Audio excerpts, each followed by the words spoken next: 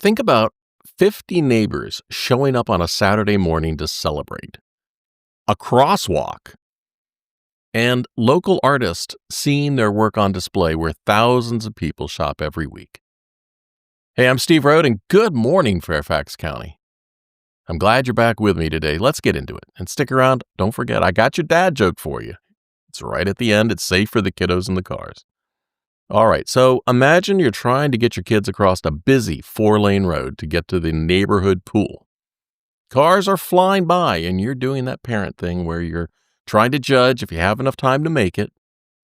That's never fun. That was the reality for residents in the Bren Point, Jefferson Green, and Isabella neighborhoods. Every time they wanted to cross Edsall Road to get to the Bryn Mawr pool, tennis courts, or park, and for years they've been asking for help.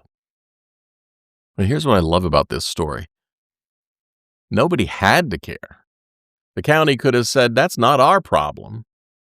VDOT could have stuck with their original traffic study and said improvements, not needed. And the developer could have just walked away. But they didn't. Mary Bowen, the VP of the Bren Point Homeowners Association, kept pushing. She got Mason District Supervisor Andres Jimenez involved, who said, hey, let's look at this again. And here's the thing. That first traffic study VDOT did, they did it in winter, when the pool was closed, when hardly anyone was crossing. So Jimenez got them to do another study during warmer months. And guess what? Turns out when you study a crosswalk during the season when people actually use it, you get different results. The study confirmed the beacons were needed. And last Saturday, October 18th, about 50 to 60 community members showed up for a ribbon-cutting ceremony to celebrate the new flashing pedestrian beacons. That's your neighbors showing up on a Saturday morning to celebrate safer sidewalks. And Tri Point Homes, the developer who built Bren Point, is covering the costs. You know, it seems that it was part of their original development agreement, so they followed through. And this is what happens when people speak up and elected officials listen, and everyone involved said, let's make this better. 4 years of work for a crosswalk. I'm sure a lot of us will take it for granted, but you gotta love to see this in action. You know, this is why I do this, by the way. Your morning sets the tone for your whole day. Why not start with evidence that good things do happen when people work together? Okay, here's the second one. So, Springfield Town Center has this new gallery wall. 7 works from local Northern Virginia artists, all on display right where thousands of people shop every week. It opened on Thursday, October 16th through a collaboration between the mall and Arts Fairfax. One of the featured artists is Isabella Merlos, and she got to stand there with the mall's general manager, Arts Fairfax leadership, and Mason District Supervisor Rodney Lusk for the opening.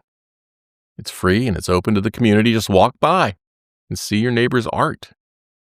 And this isn't just a one-off thing. It's part of Arttober VA, this month-long celebration of local artists that's happening all over Fairfax County. I might just have to swing by and check it out. If you stop by, let me know. Go to tapyournews.com, use the contact form. Let me know what you thought. So here's the thing. Mondays are always tough to find good news. But I got some good news. You might not know it, but I do an international good news edition every morning. It's called The Good News You Need. It's exclusively positive stories, but from around the entire globe. Things like scientists making breakthroughs, communities helping each other after disasters, people achieving impossible things, all the good stuff that's happening that nobody talks about because it doesn't drive clicks.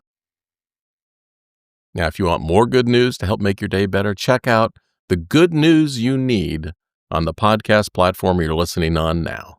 It's available where you're listening. Oh, and before I let you go, here's your dad joke I promised. What's Forrest Gump's password? One Forrest One! Feel free to use that. Hey, all the links to those stories are in the show notes if you want to dig deeper. Until next time, I'm going to send you a big hug and see ya.